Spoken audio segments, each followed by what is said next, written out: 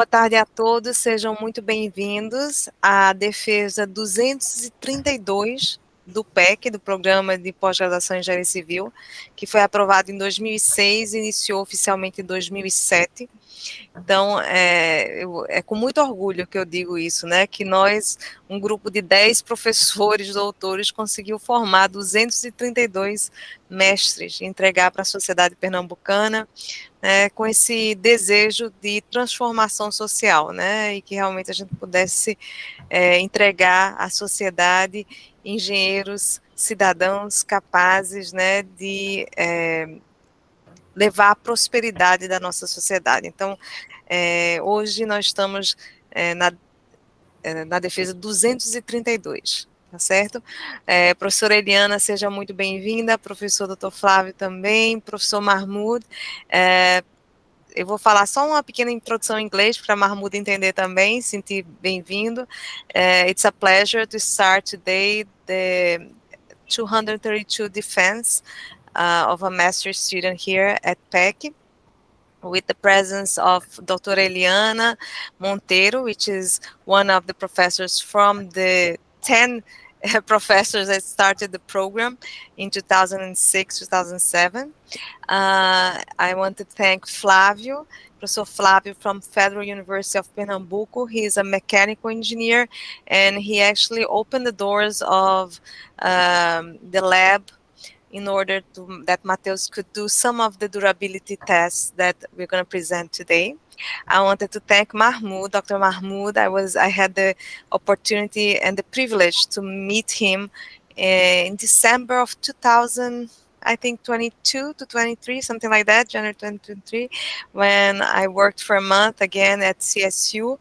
And it was an honor, really, to meet a Persian that was working at CSU and was interested in the area we were working here, and actually an expert. I just work on it because I like to try new things, but he is the expert, and so it was a pleasure. Not only that he accepted to co-advise two of our students, Alison and Mateus, but also that every month he spent about 2 hours a month, 2-3 hours a month in meetings with us, to supervise and to actually follow each step of this work. And we were able to send 2 articles now. One of them was accepted and published recently, and he actually was the corresponding author, so I want to thank him again for all his contributions and leadership in this process.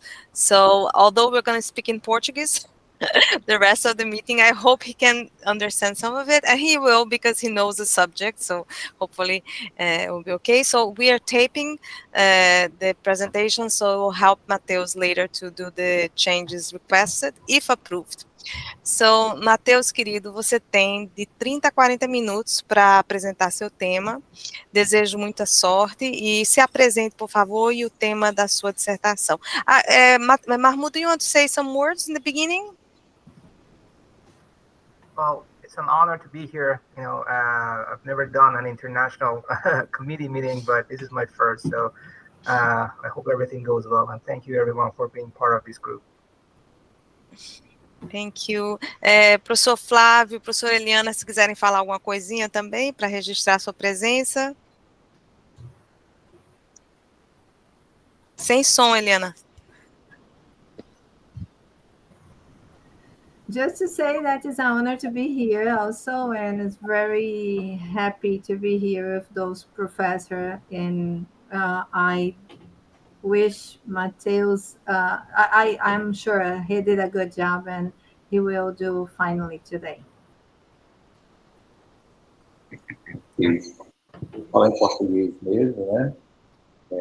Queria agradecer pelo convite, né, de participar desse projeto aí com o Matheus. Um aprendizado sempre. A gente queria também contribuir, né, no trabalho, com a parte mental e também na parte do trabalho com esses resultados, né, com essa dissertação. Então, é isso, agradecer por enquanto. Muito obrigada, professor Flávio, que seja um de muitos outros, que a gente esteja juntos em bancas assim, para a gente aprender com o senhor também. Matheus, querido, fique à vontade, você tem de 30 a 40 minutos para sua defesa. Professora, deixa eu tentar compartilhar aqui com vocês. Vocês estão conseguindo observar a minha apresentação? Está compartilhando com vocês? Sim, perfeito. Deixa eu só colocar aqui o meu cronômetro. Vamos lá. Para mim é um grande prazer chegar nessa etapa essa etapa final desse meu mestrado. E eu quero primeiramente agradecer a Deus pela oportunidade, agradecer à professora Emília, que sempre me deu forças aí nessa construção dessa continuidade, né, de novas descobertas nesse âmbito aí de pesquisas com a casca de sururu. Para mim é uma grande honra contribuir com esse trabalho acadêmico, e quero agradecer também ao professor Mahmoud, que apesar da diferença no idioma, ele sempre teve paciência, teve nos apoiando quinzenalmente, e para mim é uma honra tê-lo participando da minha banca como co-orientador. E não poderia deixar de agradecer à minha querida professora Eliana por aceitar essa missão, e ao professor Flávio José, que foi muito importante por abrir portas no laboratório do INTM, para que a gente pudesse realizar alguns ensaios. Então, iniciando propriamente dito sobre o assunto, o trabalho é sobre a durabilidade de pavimentos intertravados de concreto, utilizando a casca de sururu como agregado. Antes de iniciar o tema, a apresentação foi dividida nos seguintes tópicos: introdução, objetivos, referencial teórico, materiais e métodos, resultado de discussões, considerações finais e sugestões para trabalhos futuros e referências. Sobre a nossa indústria da construção civil. É uma indústria que ela produz... para produzir os seus insumos, é necessário que extraia muitos recursos naturais do meio ambiente. Aliado a isso, na produção de materiais, há a grande emissão de gases poluentes, e na utilização desses materiais de construção civil, há também um grande desperdício. Então, considerando essas questões, surgiu um viés social e sustentável para que essa problemática pudesse ser solucionada.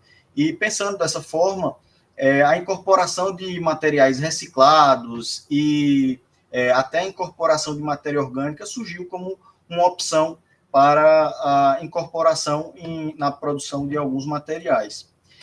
Visto a problemática da indústria da construção civil, existe uma problemática local, que para muitos é uma realidade que ninguém imagina que isso possa acontecer.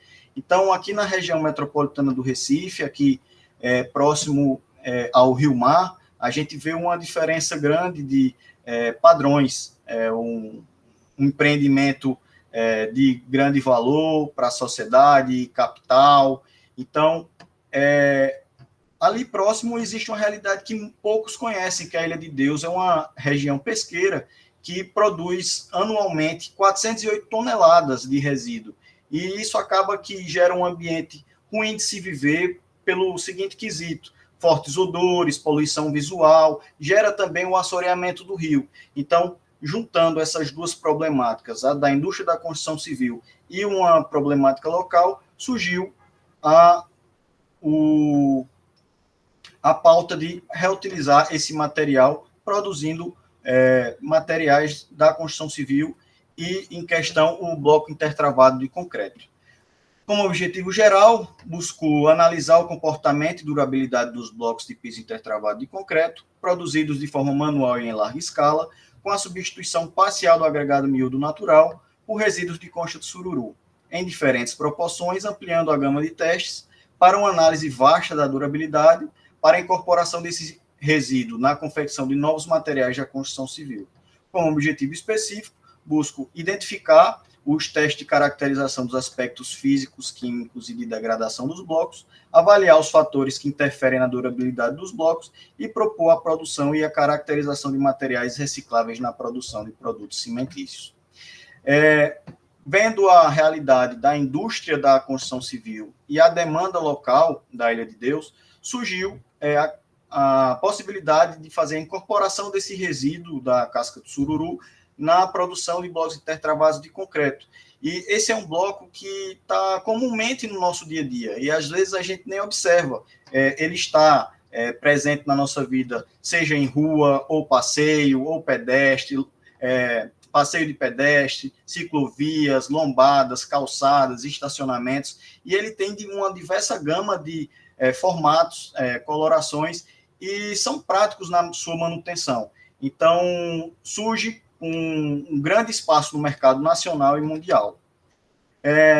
Vendo o ponto de vista da durabilidade, é a capacidade em que uma estrutura ou de seus componentes de satisfazer, com dada manutenção planejada, os requisitos de desempenho do projeto por um período específico de tempo, sob influência das ações ambientais ou como resultado do processo do envelhecimento do material. O conceito de durabilidade associa-se diretamente à vida útil. Refere-se às características dos materiais e ou componentes, às condições de exposição, às condições de utilização impostas durante a vida útil da edificação, onde destaca-se a durabilidade não é uma propriedade intrínseca dos materiais, mas sim uma função relacionada com o desempenho dos mesmos sob determinadas condições ambientais. E, baseado nisso, para termos algumas referências, usamos algumas normativas internacionais para que a gente pudesse atestar essa durabilidade, seja em diversos ensaios, ampliando a gama de testes. Então, utilizamos as normativas, a brasileira, da África do Sul, Estados Unidos, Canadá e Austrália. E para entender como é que se comporta o resíduo da concha de sururu, nós ampliamos uma análise para conchas, uso de casca de moluscos bivalves. Então, em 2022, eu tive a oportunidade e o prazer, graças à professora Emília, de ser co-orientador de Alisson, que estava finalizando a sua dissertação, seu TCC, e agora é meu colega de mestrado e um grande amigo nesse processo. E a gente fez uma análise para entender o que estava sendo estudado. Então, a China e Índia, Coreia do Sul e Malásia e a Tailândia são alguns países que tiveram esses estudos mais acentuados. E podemos observar que em 2020 houve esse pico, houve um interesse nesse tipo de estudo. E agora a gente conseguiu fazer uma atualização desse estudo, foi feita a revisão sistemática da literatura para um artigo que, se Deus quiser, futuramente a gente vai estar publicando, e houve uma pequena caída em 2021, e em 2023 foi o pico maior sobre o tema abordado. E visando a utilização desses resíduos na construção civil, a gente pode atualizar que antes eram 37 estudos e recentemente foi publicado mais um artigo de Ariane, que tive o prazer de contribuir junto com a professora Emília, a Alisson, a professora Eliane e o professor Mahmoud, que aumentou ainda mais esse número de estudos, e que entre 2013 e 2024 a China despontou com maior quantidade de estudos voltados à construção civil. E alguns ensaios, destinações dessa fabricação de materiais da construção civil ficaram entre o concreto, a argamassa, a pavimentação e o isolamento termoacústico, também visando a questão da durabilidade. Como a utilização dessas cascas de moluscos bivalves englobam moluscos oriundos de cada região. A nossa aqui é o sururu, mas nessa revisão sistemática abordavam a ostra, a vieira, o mexilhão, o berbigão, o marisco, o caracol marinho, a crepídula e o nosso sururu. É muito importante a gente entender o processo de beneficiamento para que eu pudesse entender e analisar melhor os blocos e os resultados. Então, a Ariane, que agora eu posso dizer que é a professora Ariane, se formou no mestrado e é uma grande contribuidora para esse assunto do resíduo da concha de sururu. Ela fez as seguintes etapas: a coleta, triagem manual, lavagem em peneira, secagem em estufa, peneiramento para remoções de impurezas, moagem, peneiramento para remoção de excessos finos e pulverulentos e a utilização nos concretos. A produção em larga escala e a forma manual, houve uma pequena diferença. A produção em larga escala utilizou o mesmo procedimento adotado por Ariane, a mesma metodologia. Já a produção manual foi o acréscimo dessa etapa, que foi o apiloamento para redução de volume. Entendendo os blocos agora, Marcionilo foi feito a produção em larga escala. Ele utilizou o mesmo procedimento adotado pela fábrica, onde utilizaram o cimento CP5 Ari, com as dosagens 0, 4,57, 9,71 e 12%, com produção por família de 200 blocos por família. E a relação água-cimento houveram duas: a do corpo do bloco, com 0,25 para 1,25, e a parte superficial de 0,30 para 0,06. Utilizou o pó de pedra na sua composição e a prensagem foi com forma de metal com uma tensão de 2 MPa. Já a produção manual, visando também inicialmente a produção dos próprios moradores da Ilha de Deus, gerando assim mais uma fonte de renda, e a utilização desses blocos nas ruas que faltavam ser pavimentadas. Então, foi utilizado um cimento CP2E, porque além de ser mais em conta, é um cimento mais acessível, com as dosagens 0, 5, 10 e 12%, 12,5%, com a produção de 50 blocos por família. A relação água-cimento foi 0,45 para 1, não usou pó de pedra e foram utilizados forma de plástico sem prensagem. A compactação e o adensamento foi de forma manual. Para o mapa metodológico, é muito importante a gente entender os processos do estudo.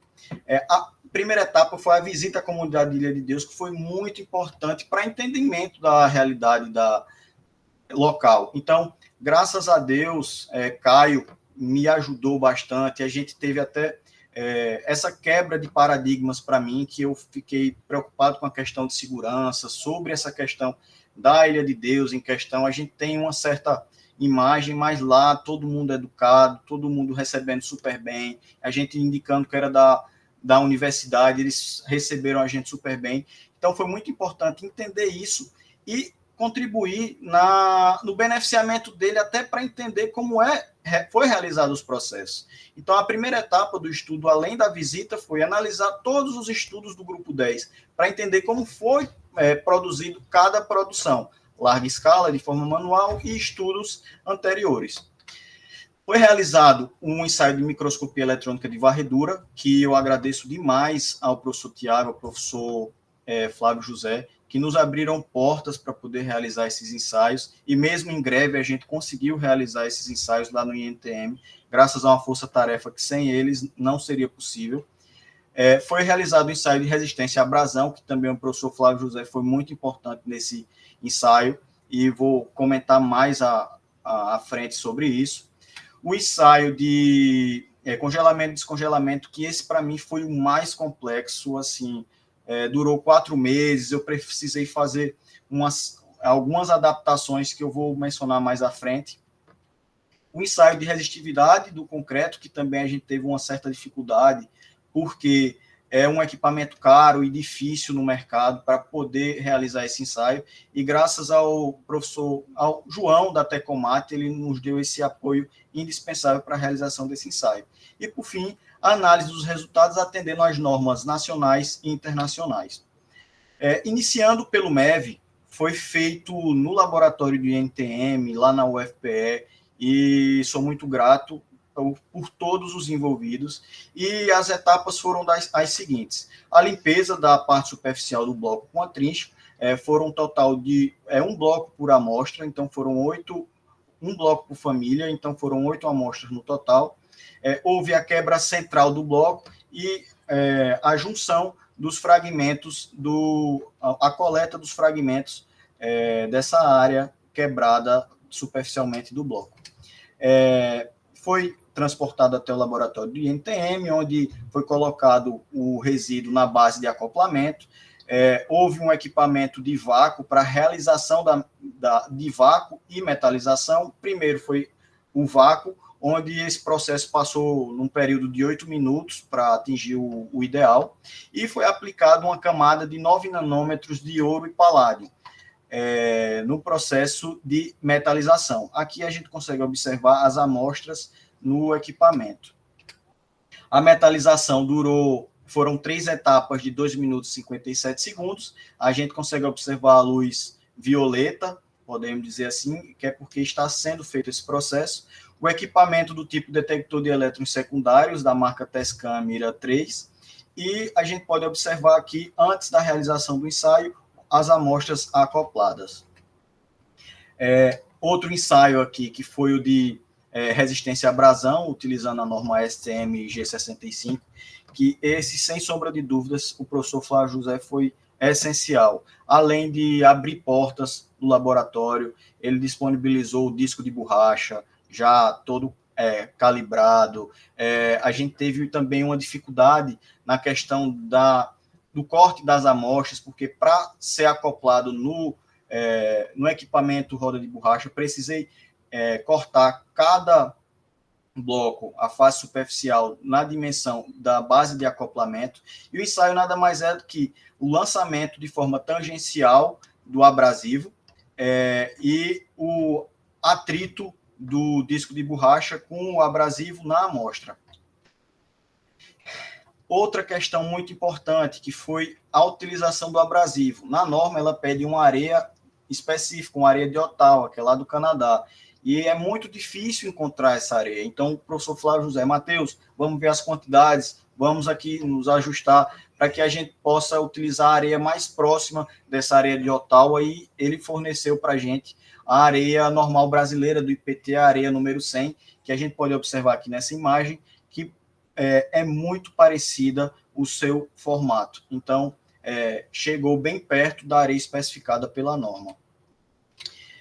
O procedimento utilizado foi o procedimento C, utilizando 100 revoluções, e cada amostra ela precisou ser cortada. Então, eu levei na marmoaria, demorou um processo, algumas peças não saíram conforme o pedido, teve que fazer um novo corte. Então, foram 3 amostras por família, um total de 24 amostras, e para fazer a limpeza adequada, até porque existe o manuseio, a gordura, pode o disco de corte da marmoaria, além de materiais pulverulentos da marmoaria, podiam afetar a questão dos resultados do ensaio. Então, foi feita uma lavagem ultrassônica com a secagem de jato de ar comprimido.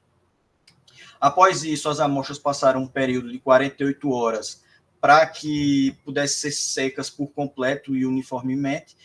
Foi realizada a pesagem das amostras, e aqui o ensaio é basicamente essa parte superior, onde fica o abrasivo, tem que ter um certo controle dessa vazão e fazer com que esse abrasivo não falte durante o ensaio. Então, foi muito importante.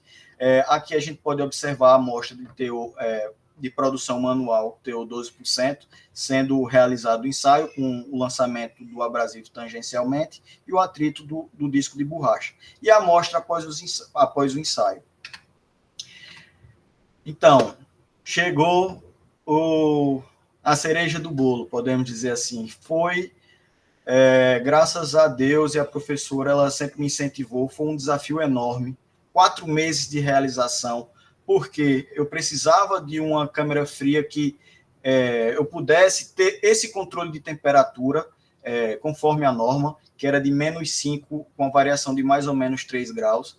E como na universidade não tem esse freezer, eu tive que adaptar uma cervejeira de uso comercial e fazer algumas programações e acompanhamento para deixar a temperatura ideal. Ou seja, eu precisei acoplar uma sonda para que eu pudesse entender a variação de temperatura, e foi anotado todas essas variações, e o meu medo era a questão da falta de energia. Onde eu moro tem muita queda de energia, mas durante esses 4 meses, quando caiu a energia, logo menos de 1 minuto, a energia retornou.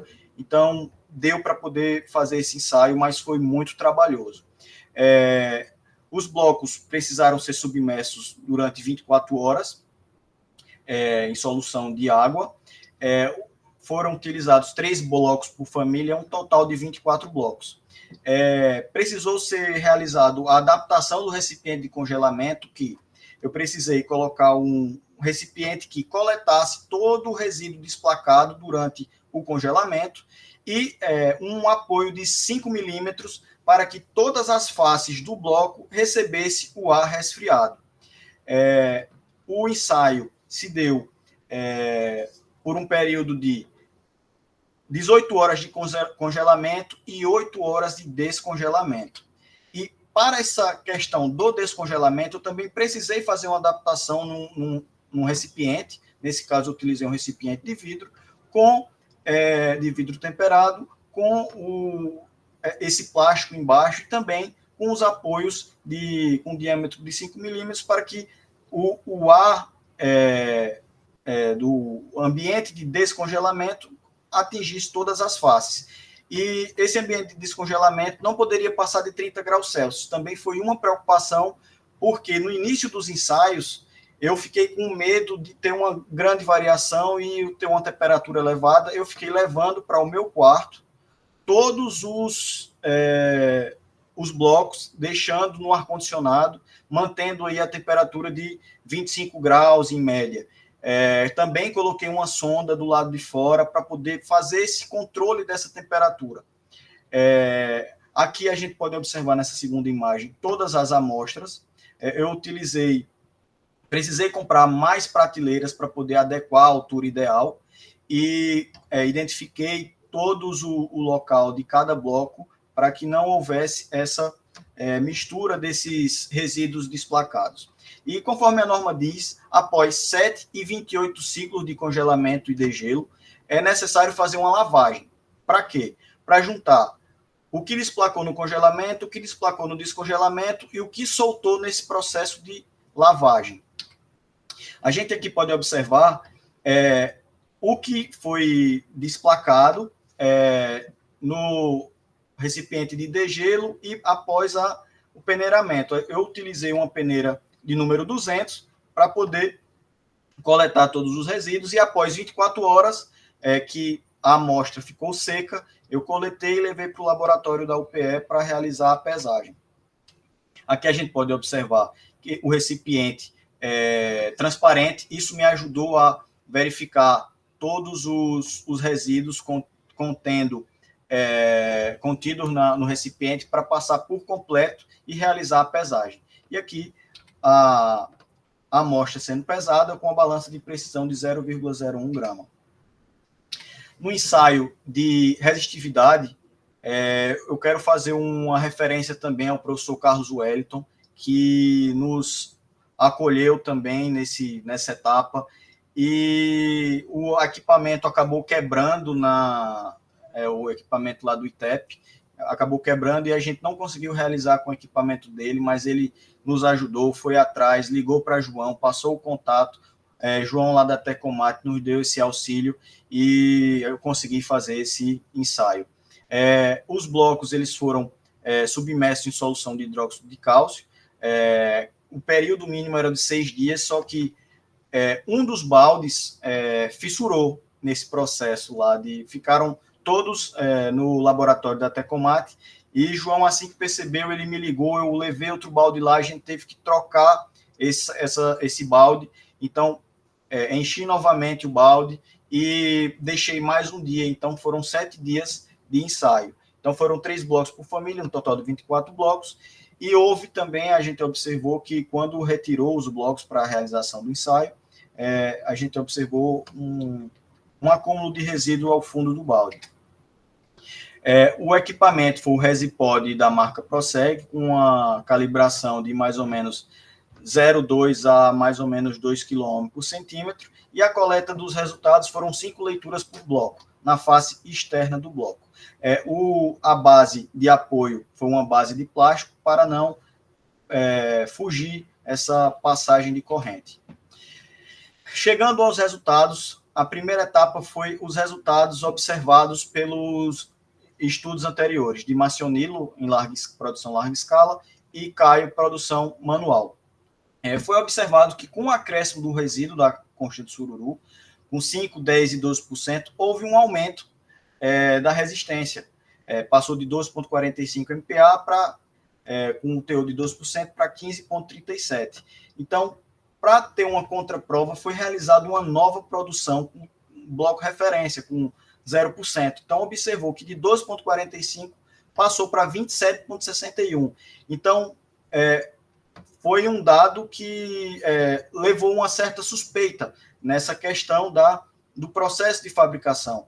Ou seja, esses blocos com 5%, 10% e 12% poderiam ter resultados mais diferentes do que o encontrado. Já nos blocos produzidos manualmente, a gente, considerando o desvio padrão, observou que com um teor de até 12% ficou na margem entre o bloco referência, que foi de 35,20 a 27,60. Então, ficou ali bem próximo, considerando o desvio padrão. Já na análise de absorção de água, foi observado que quando acrescentou o resíduo da concha de sururu, houve uma diminuição da absorção de água. Então, também, como teve essa suspeita com os resultados de resistência à compressão, foi realizada também a absorção de água desse novo bloco. Então, diminuiu de 7 para 4,38, algo também que corrobora e que deixa no ar essa questão alguma falha ou na relação água-cimento, ou na dosagem, que pode ter afetado esses resultados. Já na produção manual, pode-se observar que apenas o teor de 10% teve uma absorção maior do que o referência. Ou seja, a gente pode entender também que o processo de adensamento e compactação pode ter dado uma certa influência nesse entendimento desse resultado. Já na realização do ensaio de microscopia eletrônica de varredura, foi possível detectar que a metodologia utilizada com a quebra da face superficial deixou um pouco mais difícil a detecção desse resíduo, porque a gente observou, como nessa imagem aqui com teor de 5% da produção em larga escala, não sei se vocês estão conseguindo observar, é uma estrutura como se fosse um aspecto de pele de crocodilo. Então, isso a gente conseguiu observar em outros estudos, como o da braquiópoda. Então, é bem similar o observado e a composição. Então, com o processo de tritura, pode ter desintegrado esses materiais, dificultando a observação deles. Também, no bloco produzido de forma manual, a gente consegue observar aqui no bloco um teor de 12%, a mesma partículazinha, que é bem similar também ao mexilhão, o Pinna nobilis, que a gente observa a mesma estrutura. E eu trouxe novamente a imagem da braquiópoda. Então, essa questão da metodologia utilizada para fazer essa captação dessas imagens é algo que pode ser melhorado para que a gente pudesse analisar também a questão da porosidade e outros fatores sem desintegrar, propriamente dito, os componentes analisados. Sobre os resultados de resistência à abrasão, pode-se observar que o bloco com um teor de 0% houve uma perda de massa em grama de 0,2281, e o bloco com teor de 5% e 10%, considerando o desvio padrão, ficou bem próximo do referência. Apenas o teor de 12% ficou um pouco a mais, teve um desgaste maior, se menos resistente, menos durável. Já a produção manual, a gente pode observar que o teor de 5%, o teor de 10% e o teor de 12% houve uma pequena variação, também pode ser devido à questão do adensamento, mas que todos atenderam os requisitos e se apresentaram duráveis quando submetido a esforços de abrasão com o disco de borracha.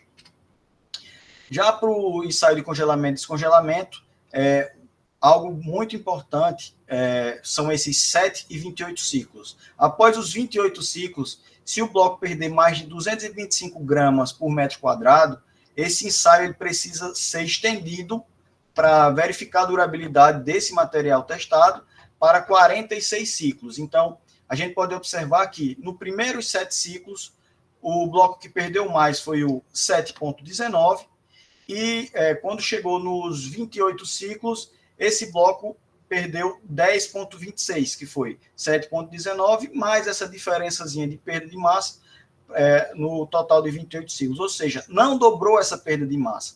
Então, considerando o desvio padrão, todos esses blocos ficaram bem próximos ao bloco referência, e nenhum precisou estender para 46 ciclos. A gente pode observar aqui essa amostra F10, essa primeira imagem é do recipiente de congelamento, e aqui é a amostra com o recipiente de congelamento, descongelamento e o desplacado após a lavagem. Já o bloco produzido manualmente, a gente pode observar que o teor de 0, 5 e 10% ficaram bem próximos e atendendo a essas considerações de desvio padrão. E mesmo essa com 12%, que perdeu 5,39%, após os 28 ciclos, também seguiu o mesmo observado na produção em larga escala, que não chegou a dobrar essa perda de massa, e também perdeu apenas 7,83 gramas por metro quadrado, algo que ficou muito longe do especificado por norma para que aumentasse para 46 ciclos, que era de 225 gramas por metro quadrado. Aqui a gente pode observar o resíduo desse bloco M12 após o peneiramento, e aqui a imagem pós o peneiramento. E foi muito importante a gente fazer essa correlação do ensaio de congelamento e descongelamento com a resistência à compressão. E foi observado que nos dois tipos de produção, quanto mais o bloco é resistente aos esforços de compressão, ele perde menos massa. Então, foi algo muito importante para a gente analisar esses dados. Já na resistividade, podemos observar que quanto mais resíduo da concha de sururu foi incorporado, maior foi a sua resistividade em quilômetro por centímetro. Então, isso representa que é um concreto que tem uma camada protetora maior para possíveis ataques de cloretos. E isso é importante para que futuros estudos possam analisar essa incorporação desse resíduo, até para futuramente, se possível, proteger mais uma estrutura de concreto armado, uma viga, um pilar. Eu acho que é um resultado bastante interessante para futuros estudos. E isso se repetiu na produção manual, onde o bloco de referência teve 9,10 kΩ por centímetro, e quando a gente aumentou essa quantidade de resíduos, passou para 28,90 e 46. Houve uma pequena baixa nesse valor com teor de 12%, mas é algo que pode ser justificado pela tortuosidade dos poros. Então, isso pode ter dificultado a passagem da corrente. Mas, mesmo assim, com esse decréscimo, ficou melhor do que o bloco com teor de 0%. Discutindo os resultados, a gente pode observar que a produção em larga escala atendeu às normativas australianas, de modo geral, para resistência à compressão, tanto em ciclovias e estacionamento. Na nova linha de produção, atendeu o tráfego leve para a norma sul-africana, e é algo que poderia ter atendido também para essas porcentagens, devido a essa questão da suposta falta de controle de qualidade nessa produção. Já na absorção de água, as amostras F10 e F12 e a nova linha de produção atenderam às normas sul-africana, a F10, a sul-africana e brasileira, o F12, e a nova linha de produção, a sul-africana, brasileira e americana. E é algo que pode ser melhorado com a incorporação de aditivos hidrorrepelentes que podem ajudar para que esse padrão normativo seja atendido para mais normas. Para o ensaio de resistência à abrasão, apenas a F12 ficou fora do desvio padrão adotado pelo bloco referência. Congelamento, descongelamento e resistividade, todos atenderam aos parâmetros.